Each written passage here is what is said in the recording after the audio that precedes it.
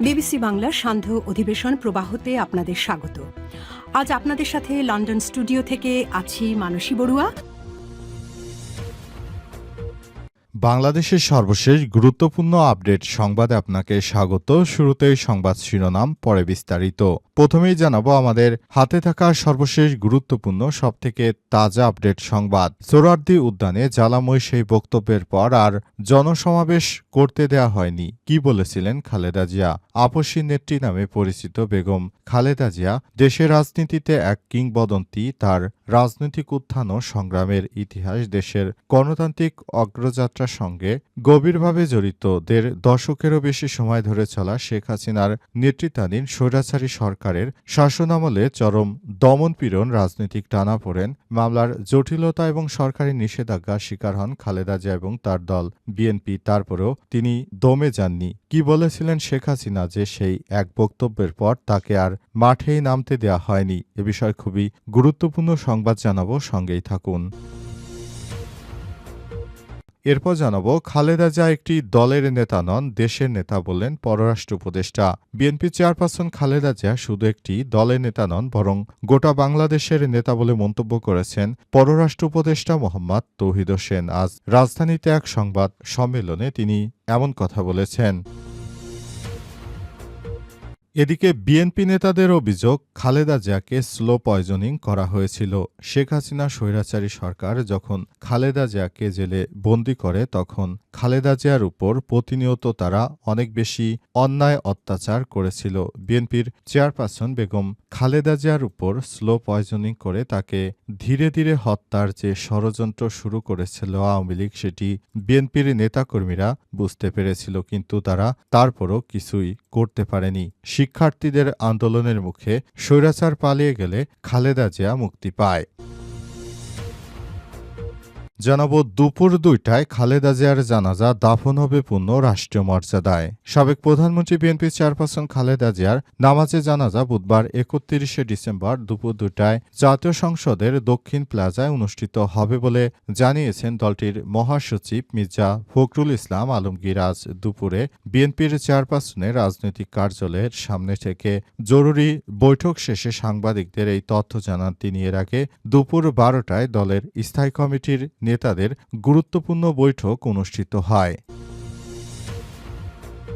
এবং সর্বশেষ জানাবো, ইন্ডিয়া টুডের প্রতিবেদন, দিল্লিতে দাঁড়িয়ে প্রধানমন্ত্রীর মুখের উপর যে জবাব দিয়েছিলেন খালেদা জিয়া। বাংলাদেশের সাবেক প্রধানমন্ত্রী বেগম খালেদা জিয়া ভারতে সফর করেছিলেন। আজ তার মৃত্যুর খবর ভারতীয় সংবাদ মাধ্যমগুলোতে বেশ গুরুত্ব সহকারে প্রচারিত হয়েছে। তিনি আধিপত্যের বিরোধিতায় খালেদা জিয়ার অবদানগুলো তুলে ধরেছে বিভিন্ন প্রতিবেদনে। 1945 সালে ব্রিটিশ ভারতের অবিভক্ত বাংলার জলপাইগুড়িতে জন্মগ্রহণ করেন বাংলাদেশের সাবেক প্রধানমন্ত্রী খালেদা জিয়া। ছোটবেলায় তাকে আদর করে পুতুল বলে ডাকা হতো। তার বাবা ইস্কান্দার মজুমদার তখন চা ব্যবসায়ী, মূল বাড়ি ছিল ফেনীতে। তার মা তাইবা ছিলেন বর্তমান ভারতের উত্তর দিনাজপুর চাঁদবাড়ির সন্তান। দেশ ভাগের পর পরিবার চলে আসে দিনাজপুরে এবং এটি পরে স্বাধীন বাংলাদেশের অংশ হয়েছে। প্রিয় দর্শক, এতক্ষণ শুনছিলেন সংবাদ শিরোনাম, এবারে বিস্তারিত। তবে তার আগে বন্ধুরা, অনুরোধ থাকবে এই সংবাদটিতে একটি লাইক দিন। এই চ্যানেলে আপনি নতুন হয়ে থাকলে আমাদের সংবাদটি দেখতে দেখতে চ্যানেলটি সাবস্ক্রাইব করে রাখুন। কমেন্ট করে বন্ধুরা আপনার মূল্যবান মতামত জানিয়ে দিন আপনি বিশ্বের কোন দেশ থেকে বা বাংলাদেশের কোন স্থান থেকে আমাদের সংবাদটি দেখছেন এবং শুনছেন। আর বন্ধুরা, সংবাদটি আপনার সোশ্যাল মিডিয়া ফেসবুকে শেয়ার করে বন্ধুদেরও দেখার সুযোগ করে দিন। গাজা যুদ্ধে আপনি যদি নিরীহ ফিলিস্তিনিদের ভালোবেসে থাকেন, কমেন্টে ইয়েস লিখে বিশ্ববাসীকে জানিয়ে দিন। এবারে বিস্তারিত। সোহরাওয়ার্দী উদ্যানে জ্বালাময় সেই বক্তব্যের পর আর জনসমাবেশ করতে দেয়া হয়নি। কি বলেছিলেন খালেদা জিয়া? আপসী নেত্রী নামে পরিচিত বিএনপি চেয়ারপারসন খালেদা জিয়ার দেশের রাজনীতিতে এক কিংবদন্তি। তার রাজনৈতিক উত্থান ও সংগ্রামের ইতিহাস দেশের গণতান্ত্রিক অগ্রযাত্রার সঙ্গে গভীরভাবে জড়িত। দেড় দশকেরও বেশি সময় ধরে চলা শেখ হাসিনার নেতৃত্বাধীন স্বৈরাচারী সরকারের শাসনামলে চরম দমনপীড়ন ও রাজনৈতিক টানাপোড়েন, মামলার জটিল জটিলতা সরকারি নিষেধাজ্ঞার শিকার হন খালেদা জিয়া এবং তার দল বিএনপি। তার সব ধরনের রাজনৈতিক জটিলতা সরকারি নিষেধাজ্ঞার শিকার হন বিএনপির চেয়ারপারসন। তিনি রাজনৈতিক কর্মকাণ্ড প্রতিরোধকে তার সবকিছুকে আটকে দেয় হাসিনা। তবে বাধা পেরিয়ে ২০১৭ সালের ১২ই নভেম্বর রোববার সোহরাওয়ার্দী উদ্যানে তার দেয়া সেই জ্বালাময়ী ভাষণ এবং জনসভাটি বাংলাদেশের মানুষের কাছে চিরস্মরণীয় হয়ে থাকবে। শেষ জনসভা হিসেবে পরিচিত সেই প্রকাশ্যে সমাবেশে দেয়া তার জ্বালাময়ী বক্তব্যের পর আর কোনো জনসমাবেশে উপস্থিত হতে দেয়া হয়নি তাকে। বিএনপির চেয়ারপারসনের বিরোধী রাজনৈতিক শক্তির কাছে ছিল স্বৈরাচারী ফ্যাসিস্ট সরকারের সবচেয়ে ন্যাক্কারজনক কর্মকাণ্ড। ২০১৪ সালের ৫ই জানুয়ারি বিতর্কিত জাতীয় সংসদ নির্বাচনের পর থেকে খালেদা জিয়া কার্যত জনসমাবেশ থেকে বিচ্ছিন্ন করে ফেলা হয়। তিনি সেই ৩ বছর বিএনপি বারবার জনসভা র্যালিতে অনুমতি চাইলেও প্রশাসন নানা সত্ত্ব, নিষেধাজ্ঞা, স্থানের পরিবর্তন ইত্যাদি বাতিল করে দেয়া হয় এবং স্বৈরাচারী সরকারের সবকিছু প্রতিষ্ঠিত করা হয়। কিন্তু তখন থেকে আসলে খালেদা জিয়া দীর্ঘদিন ধরে উনি অনেক বেশি একা হয়ে পড়েন এবং তিনি মূলত আসলে কোনো কিছুই করতে পারেননি এবং পয়নুল রোডে তাকে আটকে রাখা হয়েছিল এবং সেখান থেকে তাকে বের হতে দেয়নি এই স্বৈরাচারী ফ্যাসিস্ট খুনি শেখ হাসিনা সরকার। খালেদা জিয়া একটি দলের নেতা নন, দেশের নেতা বললেন পররাষ্ট্র উপদেষ্টা। খালেদা জিয়া শুধু একটি দলের নেতা নন, বরং দেশের নেতা ছিলেন বলে মন্তব্য করেছেন পররাষ্ট্র উপদেষ্টা মোহাম্মদ তৌহিদ হোসেন। তিনি বলেছেন, বিএনপির চেয়ারপারসন বেগম খালেদা জিয়া, তাকে আমরা দীর্ঘদিন ধরে দেখে আসছি। তার মতো একজন নেত্রী বাংলাদেশে আসলে নেই। তিনি বাংলাদেশটাকে রিপ্রেজেন্ট করার জন্য এমন কোনো কষ্ট নেই যা তিনি করেননি। যখন শহীদ প্রেসিডেন্ট জিয়াউর রহমানকে হত্যা করা হলো, তখন চাইলে তিনি তার ২ সন্তানকে নিয়ে দেশ ছেড়ে চলে যেতে পারতেন, কিন্তু তিনি না গিয়ে তিনি পুরো বাংলাদেশটাকে বুকে ধারণ করেছেন এবং তিনি কখনোই আমাদের এই বাংলাদেশ ছেড়ে পালিয়ে যাননি। কিন্তু স্বৈরাচারীরা দেশে এত প্রভাব বিস্তার করার পরও কিন্তু তার শেষ ঠিকানা বাংলাদেশে হয়নি। কিন্তু বাংলাদেশের আপামর জনতার ভালোবাসায় বেঁচে রয়েছেন বিএনপির চেয়ারপারসন বেগম খালেদা জিয়া। তিনি একাই বাংলাদেশকে ওন করতে শিখিয়েছেন। তার নেতৃত্বের কারণে বাংলাদেশ এখন অনেক ভালো অবস্থানে রয়েছে। বাংলাদেশের প্রতিটি মানুষ এখন বিএনপি চেয়ারপারসন বেগম খালেদা জিয়াকে মনে রাখে এবং খালেদা জিয়ার জন্য তারা অনেক বেশি কাজ করছে। সেজন্য বলতে চাই, সবাইকে আরও বেশি ভাবতে হবে এবং সবাইকে এ নিয়ে কাজ করতে হবে। বিএনপি চেয়ারপারসন বেগম খালেদা জিয়াকে নিয়ে সবাই আরও বেশি যেন সতেজ হয়, আরও বেশি যেন কাজ করে, সেজন্য সবাইকে এ বিষয়টি নিয়ে কাজ করতে হবে এবং বিএনপি চেয়ারপারসনের মতো একজন ভালো মানের মানুষ হওয়ার জন্য সবাইকে আরও বেশি ভূমিকা পালন করতে হবে বলে জানিয়েছেন তিনি।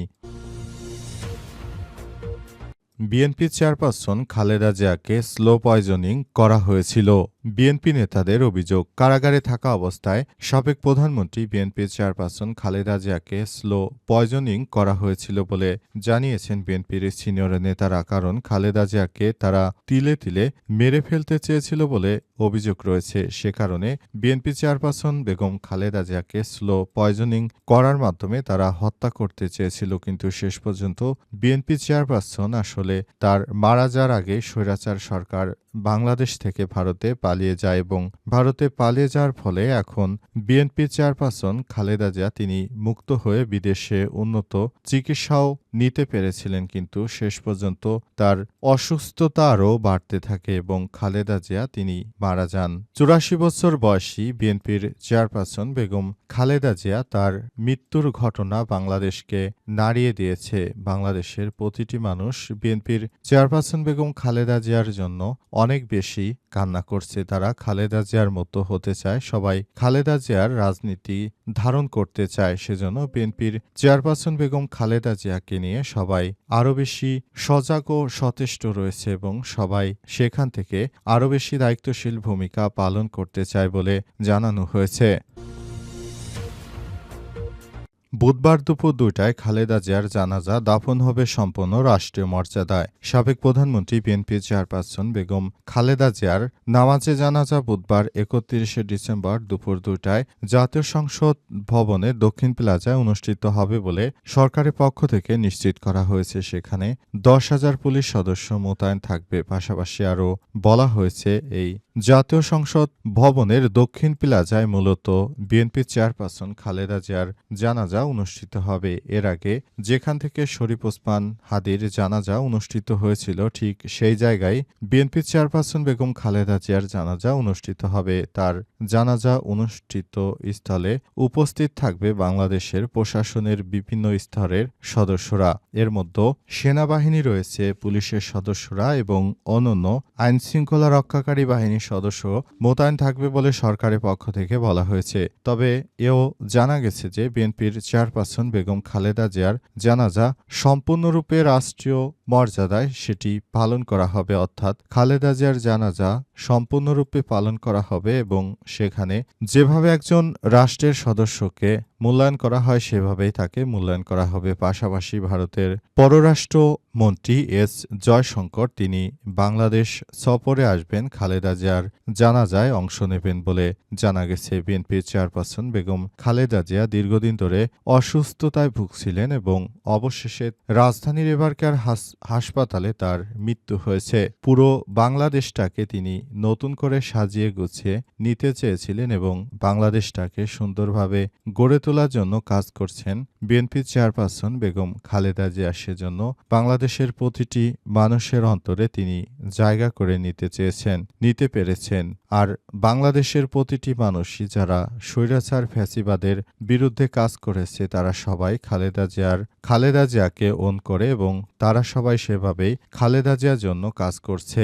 অন্তর্বর্তীকালীন সরকারের প্রধান উপদেষ্টা বিএনপি চেয়ারপারসনকে সর্বোচ্চ মর্যাদা দিয়েছেন তিনি বাংলাদেশে ক্ষমতা দখলের পর।